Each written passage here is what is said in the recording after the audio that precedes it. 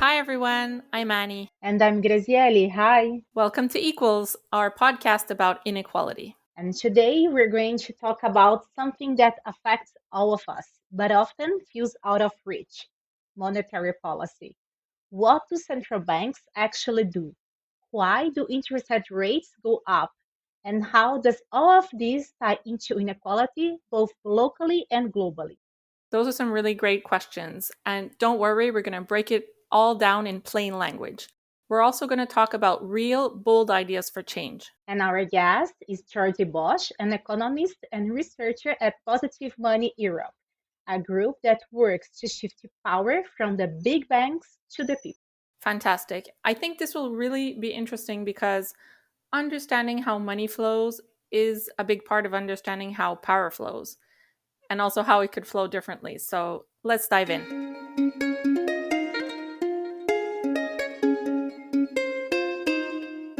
Hi, Jordi. Welcome to Equals. You're an economist and you work at Positive Money, and you focus your work a lot on monetary policy. Let's start simple here. What exactly is monetary policy? Hi, Annie. Hi, Grazielle. So thanks so much for the invite. And yeah, monetary policy is the process by which central banks influence financial conditions to reach an economic target. Across times, this economic target has changed. For example, nowadays, most banks focus on inflation targeting, meaning their main goal is that of keeping price stability. But even though today some central banks have other targets, for example, the Central Bank of Hong Kong has an exchange rate target. In the past, it was more usual for central banks to have an exchange rate target or even some money supply target. But as said, nowadays, most central banks have this inflation rate target. And as I said, the way through which central banks reach this target is by affecting financial conditions. And this also has changed through time. But nowadays, most of the time, what we understand by monetary policy is change of interest rates. And can you tell us what are some of the ways that central banks use this monetary policy and how do those decisions end up affecting inequality? The main objective that most central banks have today is that of price stability, right? So keeping inflation on check. And to reach that objective, they have to change their interest rates. How it works is focusing, for example, on what we have seen recently, where central banks see inflation spiking and they decide to raise interest rates. This has, for example, a negative impact on incomes and employment. So incomes will decrease and unemployment will likely rise. And this then will affect inflation. So what we know about the distributional impacts of these interest rate changes is that, for example, when they affect income, they do not affect all households equally. Poorer households are much more likely to see their income decrease. And this is mostly because they are more likely to fall into unemployment when unemployment increases. And this sadly has long-term effects. Research also shows, for example, that the lifetime earnings of those households that fall into unemployment have a lower lifetime earnings. And what is particularly important here is that, for example, an International Monetary Fund study found that this impact of interest rate changes is asymmetric, meaning high interest rates have a negative effect that is not counterbalanced but by the positive effects of lower interest rates. So far, I have been focusing a lot on the domestic effects, right? But what we also need to think is that the international monetary system is very hierarchic. And the Federal Reserve, the central bank in the US, basically is at the apex. And all the decisions that the Federal Reserve takes have a very strong impact on the central banks around the world. For example, when the Federal Reserve increases interest rates, this has very negative effects on global South countries because a lot of times their companies or even their governments are indebted in dollar-denominated debt. Or also, these changes in interest rates by the Fed do shift global financial flows, and maybe central banks in global South countries then feel obliged to increase their own interest rates just to avoid suffering capital outflows. So it's very important that we also keep this unequal global dimension into our minds when we think about the impacts of central bank policy. I want maybe end by also discussing liquidity swaps, and this shows also the international distributional impacts of central banks. Liquidity swaps are an instrument by which two different central banks swap their currency. So, for example, the Federal Reserve and the European Central Bank would swap dollars for euros. And we know that these type of instruments are very important during times of financial stability. So, for example, during the global financial crisis in 2007, 2009, the Fed sent dollars to a lot of countries to rescue them, basically. So they swapped dollars and those currencies. But the issue here is that the Fed did not have these swap lines with all countries, just with a very selective group of global north countries. And here there is a distributional impact that it's much more difficult to quantify, if quantifiable at all, but has a very important effect on global inequality and is the effect of how does the Fed decide who is worthy of these liquidity swaps, who is worthy of being bailed out and being supported. And so far, it showed that it only has willingness to support certain selective countries in the global north while pretty much ignoring the rest of global south countries, sadly. So central banks not only shape inequality within countries, but they also play a very big role in designing a hierarchic international monetary system. Whoa, that's intense. The effect that interest rate and swaps might have in increasing inequality. And then there is something that we always hear about, which is quantitative easing. Could you please give us a quick and plain English definition? How does it work? And could you walk us through some examples like during the 2010s or the COVID-19 pandemic and explain the effect on inequality? Quantitative easing refers to the moment, to the intervention when central banks decide to buy financial assets in big volumes. And when responding to how these type of programs work, it's important to differentiate between two types of objectives that quantitative easing programs have had on the past that are not always the same, right?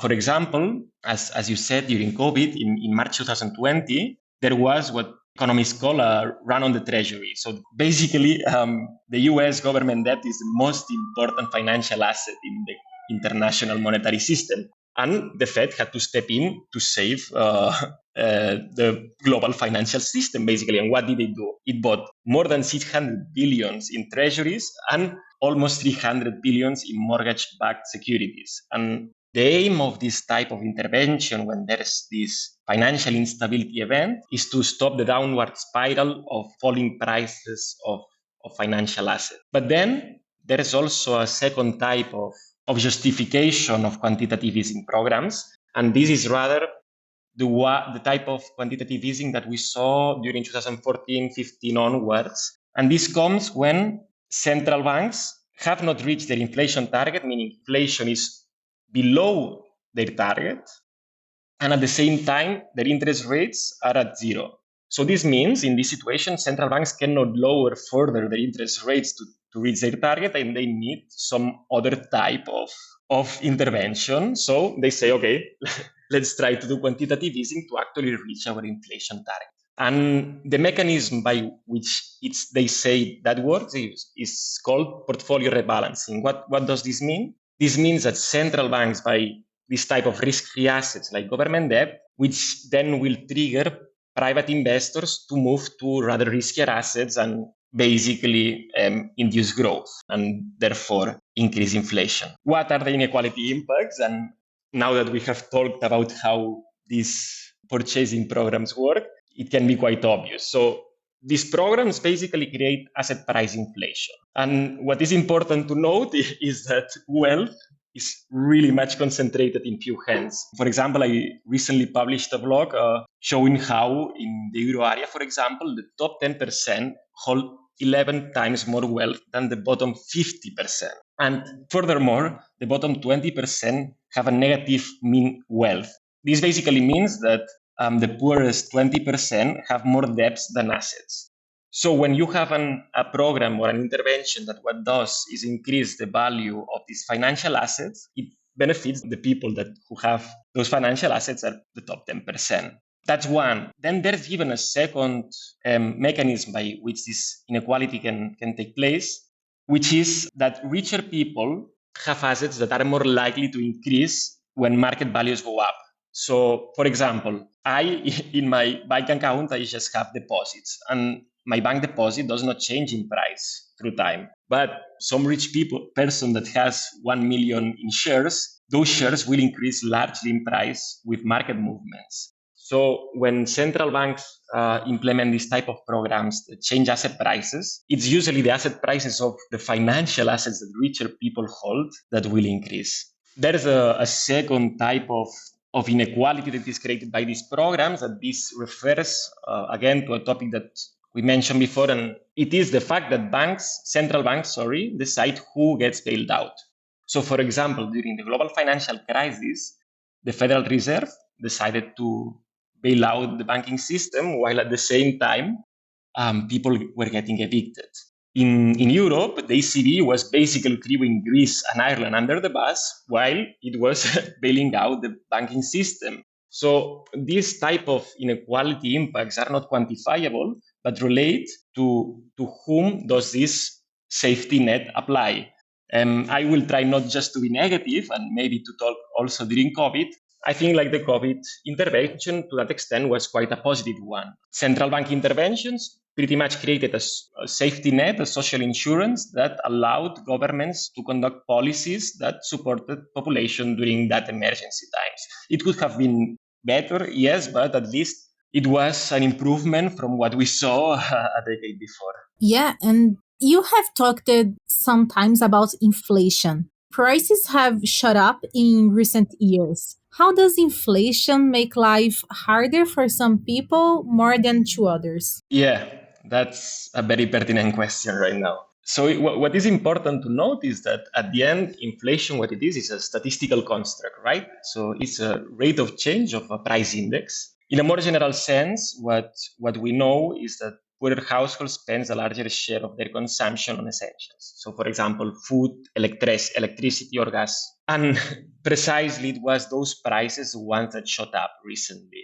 To put an hypothetical example, let's say that there is a rich man that earns 5,000 euros per month and therefore is able to save 2,000 each month. And then on the other side, there's a poor family that earns 2,000 every month and almost cannot save anything. Whenever inflation shows up, this rich person will have a financial cushion to deal with it. And even if he or she has to cut their expenses, they can just cut rather luxury expenses. So, for example, decide just to, eat less from Uber Eats. But the issue is that the poor family doesn't have this financial cushion. And most of their expenditures is on essentials. And if essentials mean something, is that it is essential, right? It cannot be cut down. You cannot cut on rent. You cannot cut on home heating. And if you do, you're basically in a very bad situation. And the coldness of statistics and averages just cannot represent these lived realities. And you've talked a bit already about how central banks around the world responded by raising interest rates. They were doing this to try and control inflation. I would like to know, does this strategy work? And what happens? I mean, you've mentioned a little bit, okay, maybe I have to cut off heating some days because, what happens to everyday people when rates go up? And why do private banks seem to make so much money when interest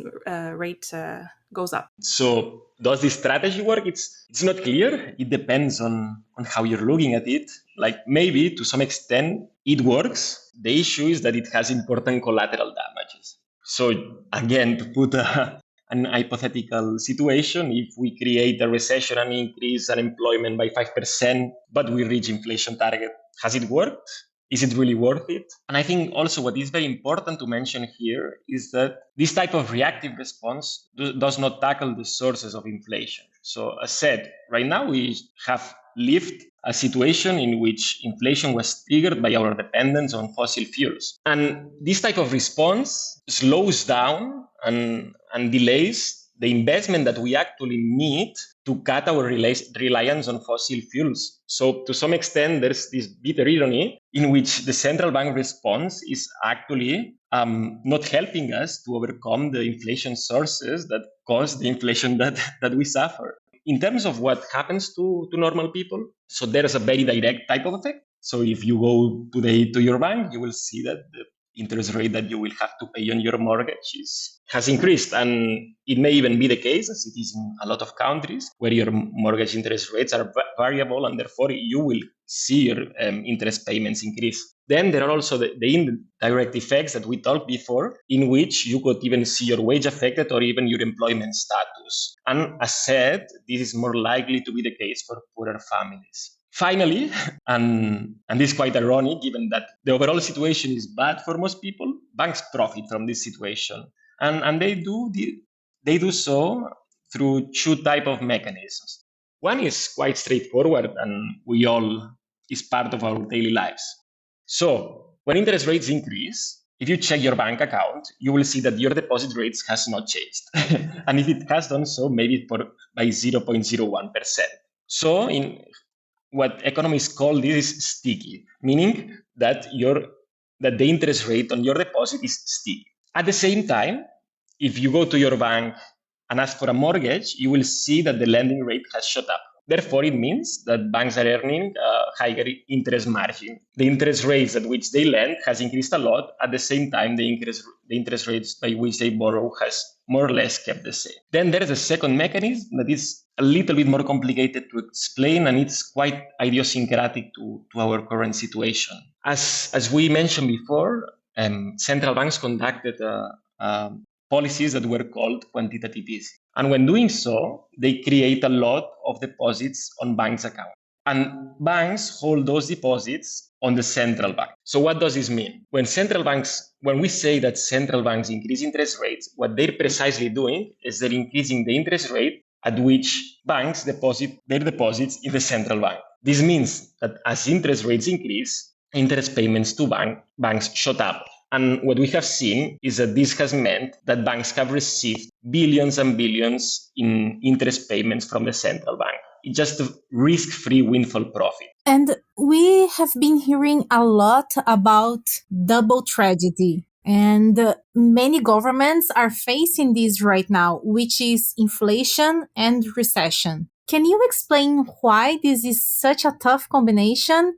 And is it even possible to tackle both at the same time? Yeah, the answer here is quite straightforward.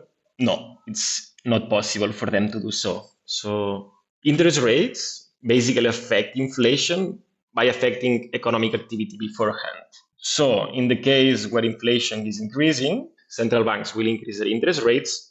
This will decrease economic activity.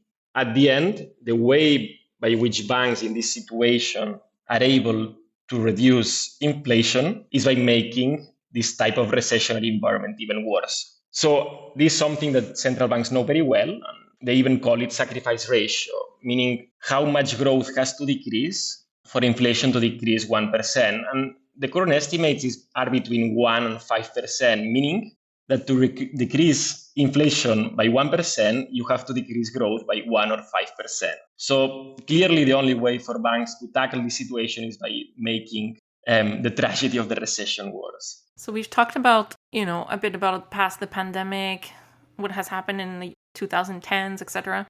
Let's look ahead a little bit. So climate change, global conflicts, these are becoming bigger issues.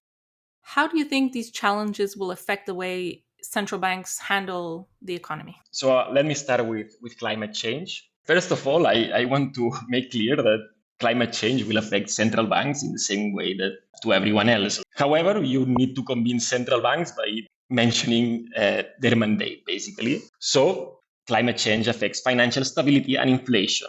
In terms of inflation, there's multiple ways by which climate change can change prices, and we usually call this climateflation. So, for example, we know that climate change will reduce crop yields and has already reduced crop yields. It can disrupt supply chains. It can increase insurance prices, as we see today in California and Florida.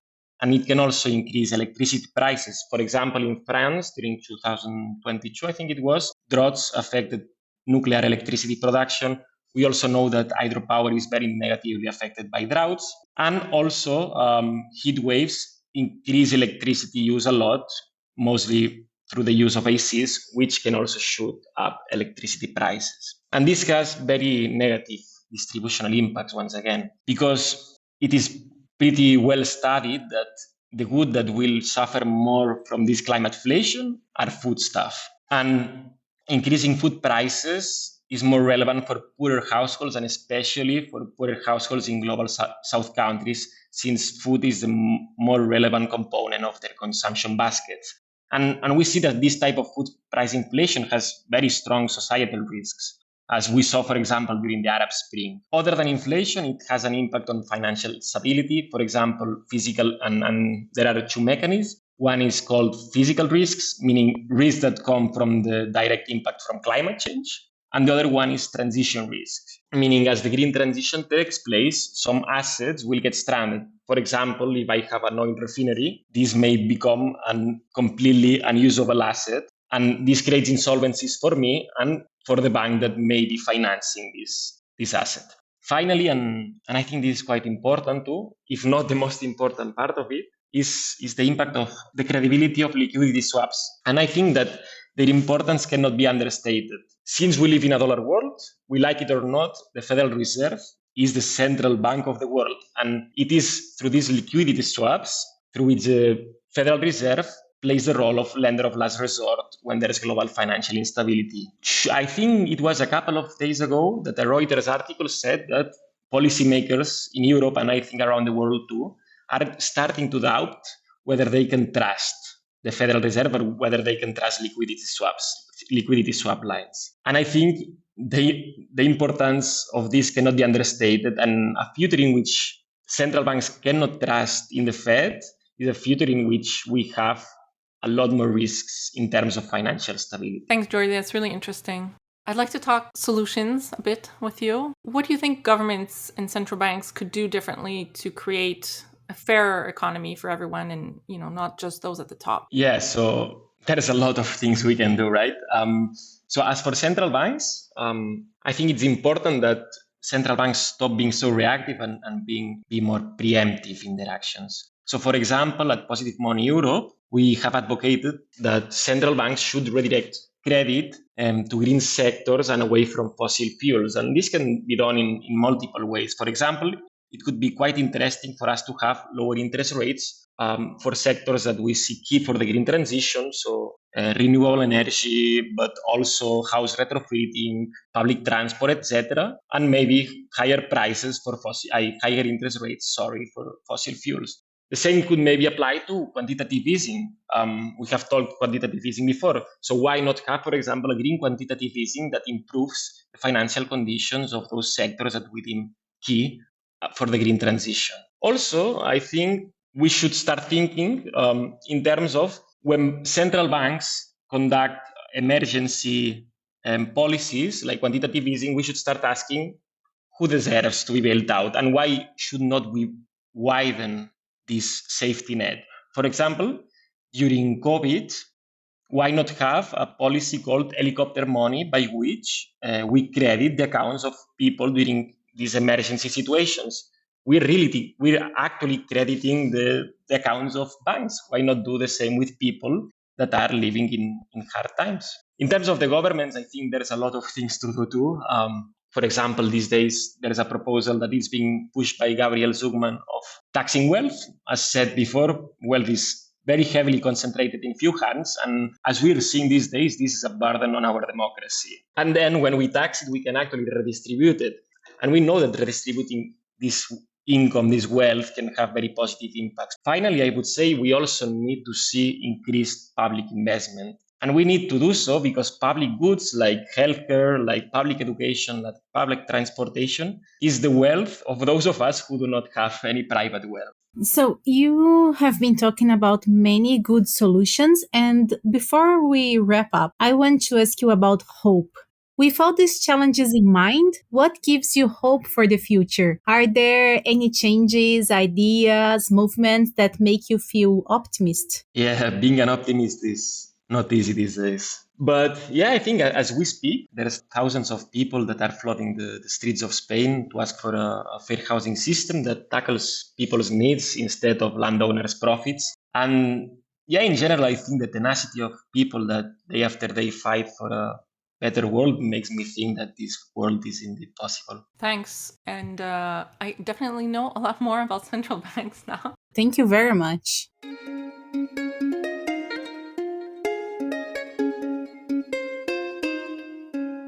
That's a wrap on today's episode. Grazielle, what stuck with you? Well, honestly, I was struck by how something as technical as interest rates connects to big real world issues like climate action and inequality. Jordi made it clear monetary policy isn't just about numbers, it's about people. That's right. And, I really liked how we heard that there are alternatives, like using central banks to support green investment, like taxing the super rich, and also thinking about who our economies should really serve. Indeed. And if you found this episode interesting, help us spread the word. Subscribe, share it, and join the conversation. You can find us on X at equals hope, and don't forget to sign up for our newsletter at equals.inc, INK. Thanks so much for listening. Bye.